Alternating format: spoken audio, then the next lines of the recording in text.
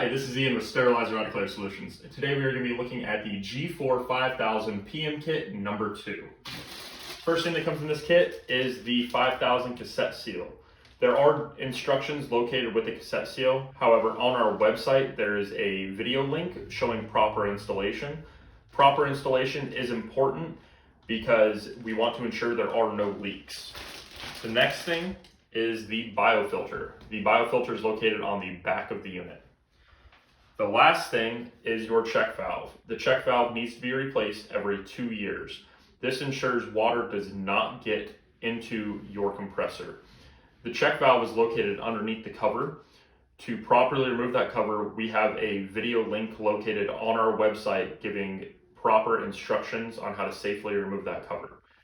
If you have any questions, please give us a call, 704-966-1650, option 3 for tech support, and please like and subscribe. Thank you.